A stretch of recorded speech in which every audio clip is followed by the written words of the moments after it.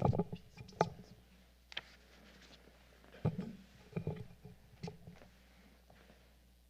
vous demanderai de vous lever, s'il vous plaît.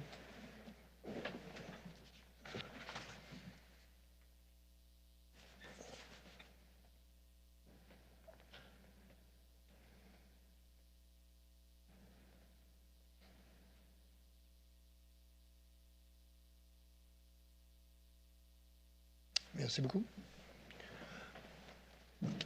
Donc, bienvenue à cette séance du Conseil extraordinaire du 20 décembre 2022. Il est 19 heures. Je constate aussi que tous et chacun des membres du Conseil ont reçu l'avis de convocation de la présente séance extraordinaire. Donc, la séance est ouverte. En 2, adoption de l'ordre du jour. Marc-Antoine? Oui, alors je propose d'adopter l'ordre du jour tel qu'il a été présenté. Merci. Vote. Rénal, oui. Sylvain, oui. Nathalie, oui. José, oui. Martin, oui.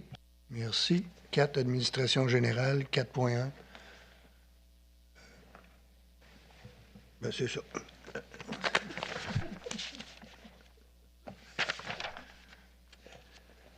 Chers citoyens, chères citoyennes, l'inflation est présentement la préoccupation première des citoyens et des gens d'affaires, laquelle s'additionne à la montée des taux d'intérêt, particulièrement des taux hypothécaires. Les municipalités n'échappent pas à ce phénomène. L'Union des municipalités estime que l'inflation, jumelée à la hausse des taux d'intérêt, aura coûté aux municipalités 1 milliard de dollars de plus en 2022 ou 6 % des dépenses municipales, et ça continuera en 2023. Le Conseil et le personnel de notre ville ont donc dû composer avec cette situation dans la préparation du budget 2023 et le plan triennal d'immobilisation 2023, 2024, 2025. C'est sans compter sur les délais pour l'acquisition des biens et services et la pénurie de main-d'œuvre qui accentuent encore davantage les problèmes liés à l'inflation et au taux d'intérêt. Les municipalités sont particulièrement touchées par l'inflation avec la hausse du coût des carburants, des matériaux et les hausses importantes des coûts de collecte des matières résiduelles. Les charges d'intérêt sur la dette des municipalités ont doublé au Québec en 2022, comme l'affirme Michel Girard, chroniqueur financier à TVA et au Journal de Québec, ainsi que celui de Montréal. Dans sa chronique du 1er décembre dernier, il affirmait ceci. « Si la hausse de votre compte de taxes atteint 6 % vous aurez été traité équitablement. » D'ailleurs, notre prévision de l'augmentation de l'indice des prix à la consommation pour la grande région de Québec est de 6,3 % pour l'année qui se termine le 31 décembre 2022. La préoccupation de chaque membre du Conseil et de chaque direction des services était donc de réduire autant que possible les effets négatifs de l'inflation sur le fardeau fiscal des contribuables en 2023. Je suis fier d'annoncer que, malgré le contexte inflationniste actuel, l'augmentation moyenne des taxes municipales en 2023 pour une résidence unifamiliale variera entre 3,1 et 3,9 % selon que vous habitiez en bordure d'une rue desservie par l'aqueduc et l'égout ou selon votre rue n'est pas desservie par ces services, mais plutôt par un service de collecte des bouts de fosses septiques. Le budget présenté ce soir prévoit que nous rembourserons en 2023 3 142 900 $ sur notre dette, soit 3,8 % de plus qu'en 2022. Les revenus que nous anticipons sont de 18 390 999, soit une variation de 9,83 % par rapport à 2022 ou 1 646 542. Les dépenses ou charges sont estimées à 14 956 690, une variation de 10,27 % par rapport à 2022 ou 1 392 918. L'excédent avant conciliation à des fins fiscales est donc de 3 434 309 $. De ce montant sont soustraits, comme mentionné, 3 142 900 pour le remboursement de la dette, 188 244 $ pour renflouer notre fonds de roulement et 122 572 pour des activités d'investissement à même les revenus courants.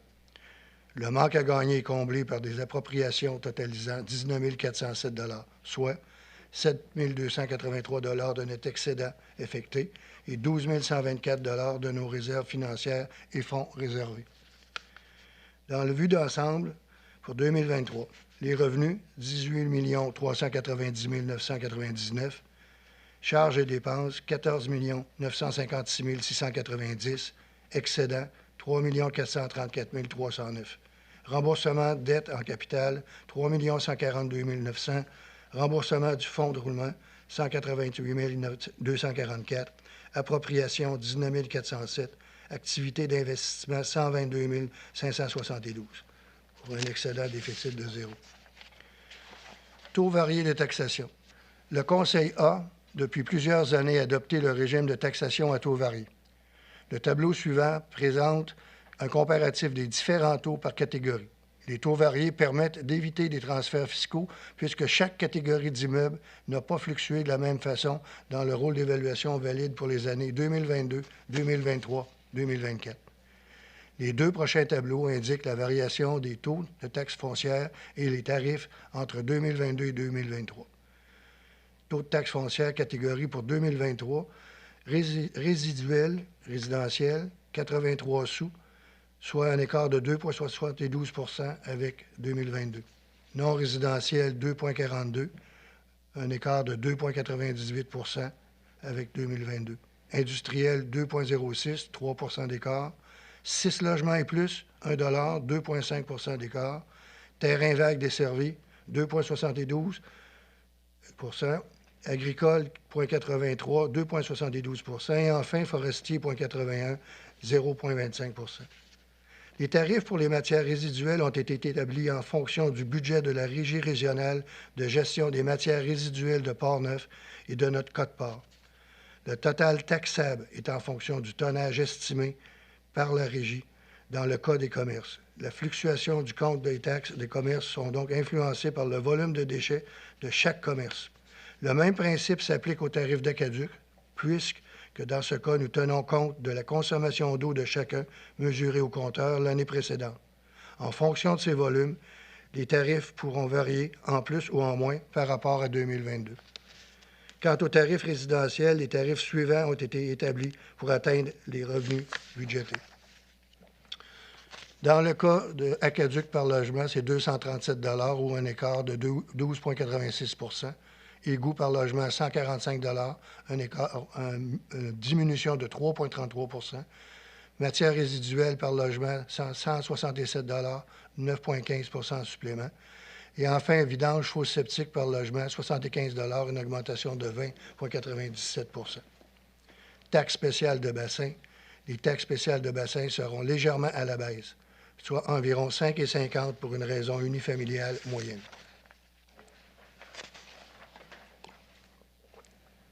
Facture de taxes pour une résidence unifamiliale moyenne. Les deux tableaux suivants illustrent des exemples de comptes de taxes pour une résidence moyenne. L'une à l'extérieur, desservie par les services d'Aqueduc et d'Égout, et l'autre en bordure de ces deux réseaux. Secteur non ménager en 2023. Au total, on avait 2 655,26 ou 3,94 % ou 100,70 $ par année. Dans le secteur aménagé pour 2023, on a un total de 3 200,98 $, 3,07 % ou 95,20 $. Le détail du budget. Revenus. Comme mentionné précédemment, les revenus prévus pour 2023 sont en hausse de 9,83 % et se lisent comme suit. Revenus de taxes, 14 174 901. Paiement tenant de taxes, 340 073. Services rendus aux organismes, 1 328 001. Autres services rendus, 54 932. Loisirs et culture, 402 864. Imposition de droits, 1 400 300. Amendes et pénalités, 100 000. Intérêts, 120 500. Autres revenus, 393 143. Transferts, 472 285 pour un total de revenus de 18 390 999 ou 9,83 % d'augmentation. Dépenses ou charges. Pour ce qui est des charges en 2023, administration générale, 2 433 852. Sécurité publique, 2 677 448. Transport, 2 868 152. Hygiène du milieu, 1 964 351. Santé et bien-être, 191 692. Aménagement urbaniste, 836 806. Loisirs et culture, 2 882 179. Frais de financement, 1 102 290, pour un total de dépenses de 14 956 690 ou 10,27 d'augmentation. Si on regarde pour chaque dollar de taxe, puis on regarde le dollar en soi, on voit les pourcentages. On va parler du remboursement de la dette, 17 sous sur $1. Frais de financement, 6 sous. Loisirs et culture, 15,5 sous. Aménagement, urbanisme et développement, 4,5 sous. Santé et bien-être, 1 sou. Hygiène du milieu, 11 sous. Transport, 15,5 sous. Sécurité publique, 14,5 sous. Administration générale, 13 sous. Et affectation nette, 2 sous. Masse salariale. La masse salariale, en incluant les avantages sociaux, passe de 6 331 301 à 7 469 225, une augmentation de 637 924 ou 9,3 Cette hausse s'explique par l'indexation des salaires, les augmentations d'échelons, l'embauche de nouveaux employés, les promotions, l'augmentation du salaire minimum et la reprise des activités au service des loisirs et culture. Le service de la dette, au niveau du service de la dette, la hausse du taux d'intérêt commence à avoir un impact sur le budget 2023, comme démontré ci-après. Si on regarde en 2023, les intérêts, 929 091 pour une augmentation de 23,79 Frais de refinancement, 105 423, une diminution de 5,38 Autres intérêts et frais, 67 696, une augmentation de 5,78 pour un sous-total de 1 102 210 ou 19,04 Remboursement du capital, 3 142 900 pour une augmentation de 3,81 Total du service de la dette, 4 245 110 pour une augmentation de 7,38 Une partie du service de la dette est assumée par le gouvernement du Québec et une autre par nos villes partenaires dans les ententes intermunicipales. C'était pour le budget.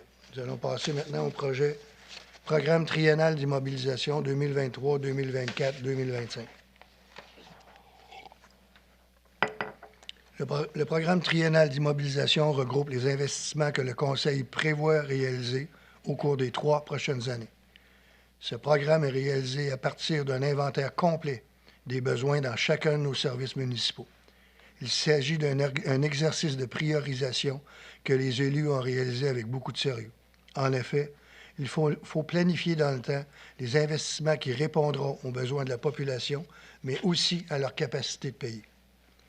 Les investissements compris dans le programme triennal d'immobilisation totalisent 32,44 millions de dollars sur 3 ans et se lisent comme suit. 2023, 10,4 millions, 2024, 6,9 millions et 2025, 15,1 millions pour 32,4 millions. Ces investissements devraient être financés grâce, en partie, à différents programmes de subvention. En effet, le présent programme prévoit des contributions gouvernementales de l'ordre de 43 ou 13,8 millions de dollars. On sait que les gouvernements encouragent fortement les investissements en mettant en place plusieurs programmes d'aide. Un peu plus de 2,7 millions seront puisés à même nos excédents affectés et les différents fonds dont dispose la Ville, en invitant ainsi des emprunts du même ordre. Finalement, pour boucler le financement des projets annoncés aujourd'hui, nous comptons emprunter 14 004 millions de dollars qui seront à la charge des contribuables. Les taux d'intérêt sont encore assez bas et nous devons profiter des opportunités de subvention. Il faut toutefois savoir qu'au cours des 3 prochaines années, nous rembourserons plus de 9 millions de dollars sur notre dette. Donc, l'augmentation de la dette sera maîtrisée, d'autant plus que la richesse foncière de notre ville s'accélère présentement avec plusieurs investissements privés dans les domaines résidentiels, commercial, industriel, agricole et institutionnel. Un ratio mesurant ce rapport entre l'enrichissement et l'endettement est sérieusement pris en compte par la Ville. Notre objectif est de maintenir ce ratio au cours des 3 prochaines années. Les investissements nécessairement des emprunts soumis par l'approbation des contribuables. Le mode de financement des investissements du plan triennal s'établit comme suit. Et les chiffres que je vais vous donner sont pour 3 ans. Donc, si on regarde pour le cas des subventions en soi sur 2023, non, c'est pas 2023. Total. Ouais. 13 805 175. Et on regarde l'approbation des excédents, 206 798. Fonds de terrain et parcs, 75 000. Fonds de roulement, 574 800. Fonds sablière, 180 700. Contribution des promoteurs, 1 880 000. Règlement emprunt de l'ensemble, 14 038 273. Règlement d'emprunt bassin de secteur, 815 000. Emprunt payable par Autreville, 853 864. Donc, pour un total de 32 435 610. Si on passe maintenant sur les investissements par service, si on s'en va sur l'administration générale, 948 000. Sur la sécurité publique, 4 405 000. Sur le transport, 13 551 106. Sur l'hygiène du milieu, 1 573 500. Aménagement urbain et développement, 1 630 000. Loisirs et culture, 10 328 004. Et enfin, au total, 32 435 610. Voici une façon de ventiler le plan triennal d'immobilisation comme le requiert le ministère des Affaires municipales. Encore là, on va y aller pour les 3 ans. Si on s'en va dans l'infrastructure, conduite d'eau potable, 270 000. Usine de traitement de l'eau potable, 980 000. Conduite d'égout, 310 000. Chemin, rue, route, trottoir, pont, tunnel et viaduc, 10 406 106. Système d'éclairage de rue, rien. Aire de stationnement, rien. Parc et terrain de jeu, 4 486 500. Autres infrastructures, 550 000. Dans le cas de nos bâtiments, édifice administratif, 9 95 500 $. Édifice communautaire et récréatif, 372 500. Véhicules, 1 863 000. Ameublement et équipement de bureau, 402 920. Machinerie, outillage et équipements divers, 889 300. Terrain, 2 675 000. Autres, 134 784 pour un total de 32 435 610. Dans les principaux projets de notre plan triennal d'investissement 2023, 2024, 2025. 2023, investissement de 10 millions,4 $. Édifice de la division Parcs et bâtiments subventionné à 73 %, soit 3 796 000. Donc, un coût net de 1 404 000 pour un total de 5 200 000. Acquisition de terrain pour le projet de l'école secondaire annoncé au printemps 2022, 1 625 000. Réfection d'une partie de la route des Érables subventionnée à 85 %, soit 711 808. Donc, un coût net de 125 613 pour un total de 835 421. Réfection du vieux chemin, 6 subventionnés, subventionné à 70 %, soit 303 159. Donc, un coût net de 129 926, total 433 085. Mise à niveau du poste de pompage d'égout de la route Montcalm, 250 000. Plan et devis pour l'agrandissement et la réfection du poste d'incendie, subventionné à 73 %, soit 146 000, sur un coût net, donc un coût net de 54 000, partagé entre les villes participantes à l'entente intermunicipale pour un total de 200 000. Achat d'une chenille à trottoir, vu la quantité des nouveaux trottoirs à déneiger, 249 000. Sous-total des investissements 2023, 8 794 506. D'autres travaux plus mineurs et achats d'équipements et de machinerie complètent les projets d'immobilisation 2023 pour 1 604 340. Donc, un total pour 2023 de 10 398 846. 2024, investissement de 6,9 millions. Réfection d'une partie de la route Montcalm, subventionnée à 85 %, soit 925 650 $. le solde étant financé par le fonds sur les carrières et sablières, donc un coût nul, pour 1 089 000. Agrandissement du réservoir d'eau potable. Ce projet nous permettra d'avoir une meilleure réserve d'eau potable en cas de sécheresse ou une meilleure protection incendie en cas de sinistre majeur, 930 000. Travaux de voirie route Fossambeau-Nord, subventionnés à 85 soit 545 360, donc un coût net total de 96 240, total 641 600. Agrandissement de la mairie pour l'ajout de bureaux et quelques modifications, 630 000. Relocalisation du dépôt à neige après les études nécessaires et l'obtention d'un certificat d'autorisation, 800 000. Achat de terrain à proximité du garage municipal, 400 000. Achat d'un camion de 10 roues, 390 000. Achat d'un chargeur sur roue, 373 000. Remplacement de l'égout fluvial sur la rue des Lilas, 300 000. Travaux de pavage sur les routes locales, 200 000. Sous-total des investissements 2024, 5 753 600. D'autres travaux plus mineurs et l'achat d'équipements et de machinerie complètent les projets d'immobilisation 2024 pour 1 128 011. Total des investissements 2024, 6 881 611. Et enfin, 2025, investissement de 15,1 millions. Construction d'un préau avec glace réfrigérée. Ce projet pourrait se voir attribuer une subvention de 1 864 800. Une demande de subvention à cet effet est à préparer. Total, 2 800 000. Le remplacement d'un camion-citerne au service d'incendie, 1 225 000. Agrandissement du poste d'incendie, subventionné à 73 soit 2 044 000, donc un coût net de 756 000, dont 293 343 sont payables par d'autres villes. Sur le montant total de 2 800 000, 462 657 sont à la charge des contribuables de Sainte-Catherine et la Jacques-Cartier. Coût total, 2 800 000. Travaux de réflexion de la route Grand Capsa. Ce projet peut faire l'objet d'une subvention de 876 350 et donc représenter un coût net de 154 650, 1 031 000. Intersection de la route Jacques-Cartier et l'avenue des Catherines. Subventionné à la hauteur de 450 000 le coût total, 1 800 000. Pavage stationnement du parc du Grand Héron avec drainage pluvial, 1 500 000. Prolongement du trottoir de la rue Jolicoeur jusqu'à la Caisse populaire depuis la résidence Jolicoeur. Ce projet peut faire l'objet d'une subvention de l'ordre de 50 total 915 000. Réfection de la rue Grand-Pré, subventionnable à raison de 485 100 pour 693 000.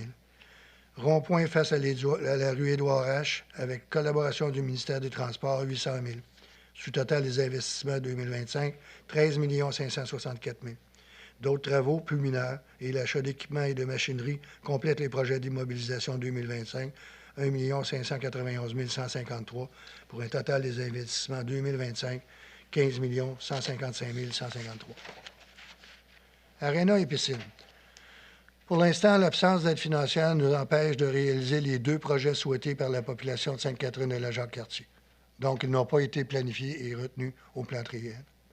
Nous avons cependant fait une étude à l'interne sur les coûts de la construction d'une piscine et sur les coûts d'opération de celle-ci. Nous avons également actualisé les coûts pour le Aréna à raison du fort taux d'inflation. Pour ce dernier projet, une demande de subvention n'a pas été acceptée. Il faut dire que l'enveloppe budgétaire dont jouissait le ministère était nettement insuffisante et qu'elle servait surtout davantage à saupoudrer des petites sommes un peu partout, plutôt que de financer des projets structurants. Malgré les appuis de la Ville de Pont-Rouge et du président de la Communauté métropolitaine de Québec, notre projet n'a pas reçu l'aval du gouvernement. Il est impensable de réaliser le projet d'un aréna et le projet d'une piscine sans aucune aide financière substantielle. Pour une piscine, nous estimons qu'il en coûterait 420 $ annuellement à un propriétaire d'une maison unifamiliale moyenne en l'absence de subvention. Le ratio moyen par piscine se situe environ à 25 000 personnes au niveau de la population. Pour réaliser ces projets, il faut donc compter sur 2 choses. Soit des regroupements de municipalités dans les ententes intermunicipales et des subventions du gouvernement du Québec et du Canada, et évidemment, l'assentiment de la population est essentiel. Nous continuerons dans le futur nos démarches pour rendre ces infrastructures accessibles à la population.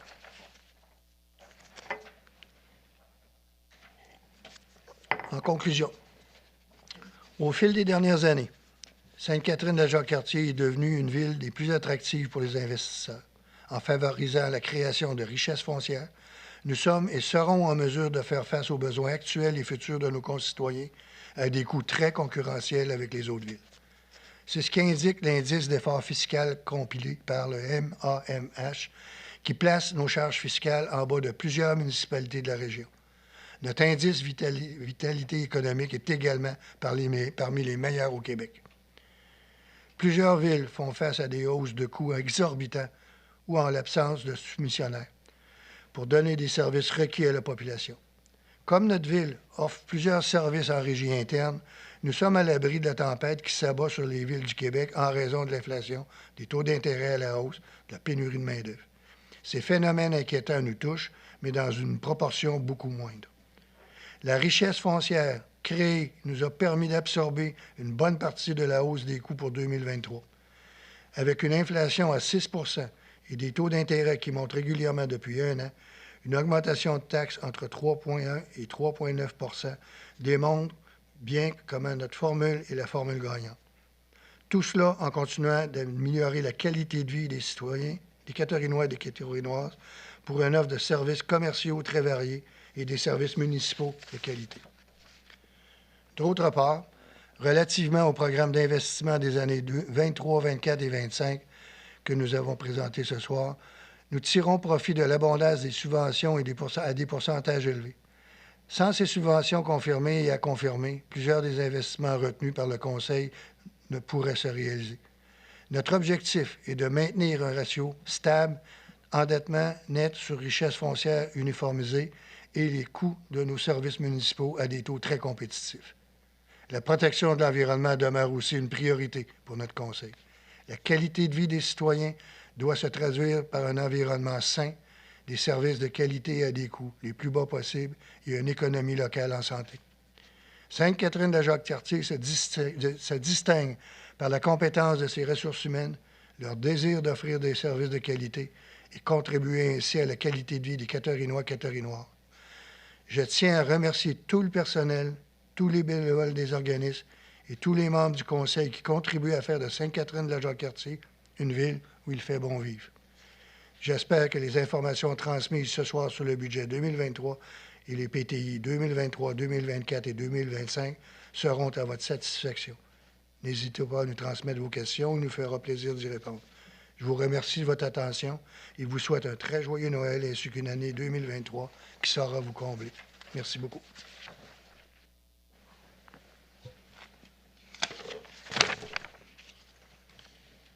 Donc, on va passer à 4.2, adoption. Martin? Oui, bonsoir. Alors, l'adoption des prévisions budgétaires pour l'année 2023. Attendu le rapport de Mme Julie Toutier, trésorière en date du 12 décembre 2022. Je propose d'adopter les prévisions budgétaires de l'année 2023 comme indiqué ci-après. Revenu de taxes, 14 174 901. Compensation tenant lieu de taxes, 340 113. Services rendus aux organismes, 1 328 001. Autres services rendus, 54 932. Loisirs et culture, 402 864. Imposition de droits, 1 4 300. Amendes et pénalités, 100 000. Intérêts, 120 500. Autres revenus, 393 143. Transfert, 472 285. Total des revenus, 18 390 999. Les charges, administration générale, 2 433 852. Sécurité publique, 2 617 448. Transport, 2 868 152. Hygiène du milieu, 1 964 351. Santé et bien-être, 191 692. Aménagement, urbanisme et développement, 836 806. Loisirs et culture, 2 882 179. Frais de financement, 1 102 210. Sous-total, 14 956 690 $. Excédent avant conciliation à des fins fiscales, 3 434 309. Financement, remboursement de la dette, 3 142 900. Affectation, financement à long terme et des activités de fonctionnement, c'est à 0. Activités d'investissement, 122 572 $. Remboursement de fonds de roulement, 188 244 $. Réserve financière et fonds réservés, moins 12 124 $. Appropriation excédent non affecté, c'est à 0. Appropriation excédent affecté, c'est moins 7 283 $. Dépenses constatées à taxer ou à pourvoir est à 0. Et l'excédent déficit de fonctionnement de l'exercice à des fins fiscales est à 0. Rénal, oui. Sylvain, oui. Marc-Antoine, oui. Nathalie, oui. José, oui. 4.3, adoption du programme triennal, Martin. Oui, alors, d'immobilisation de 2023, 2024, 2025, attendu qu'en vertu de l'article 413 de la loi sur les cités et villes, le Conseil doit, au plus tard le 31 décembre de chaque année, adopter par résolution le programme des immobilisations pour les 3 années financières subséquentes.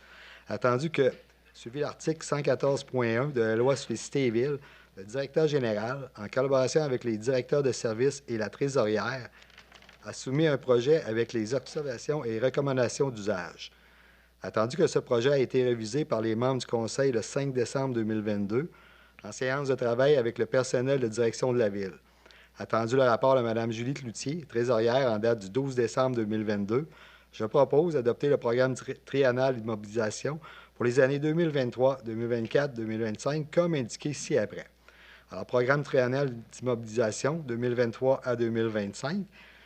Infrastructure conduite d'eau potable pour les 3 années, c'est 270 000 $. Usine de traitement de l'eau potable, 980 000 $. Usine de bassin d'épuration, il n'y en a pas. Conduit d'égout, c'est 310 000 $. Chemin, rue, route, trottoir, pont, tunnel et viaduc, pour les 3 années, c'est 10 406 106 000. Système d'éclairage de rue, il n'y en a pas. Aire de stationnement, il n'y en a pas. Parc de terrain de jeu, pour les 3 années, c'est 4 486 et 500. Autre infrastructure, c'est pour les 3 années, 550 000. Bâtiment, édifice administratif, pour les 3 années, c'est 9 095 500 $. Édifice communautaire et récréatif, pour 3 années, c'est 372 500 $. Véhicule, pour les 3 années, c'est 1 863 000 $. Ameublement et équipement de bureau, c'est 402 920 $. Machinerie, outillage et équipements divers, 889 300 $. Terrain, pour les 3 années, c'est 2 675 000 $. Autres, c'est 134 784 $. Pour un total de 32 435 610 $ pour les 3 années. Mode de financement. Alors, pour l'année 2023, pour toutes les catégories, en fait, c'est un total de 10 398 846 $. Et pour 2022, il me manque un chiffre, c'est pas 2022, ça doit, oui, 2024. Alors, pour un grand total, pour toutes les catégories, c'est 6 881 611.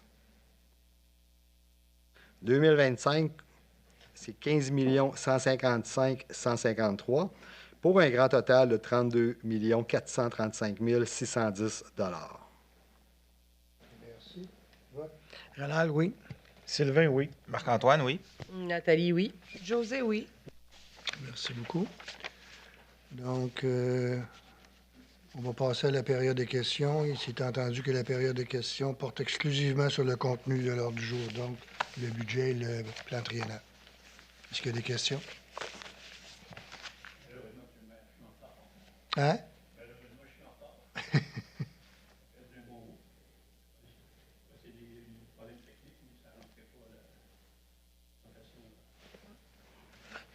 Oups.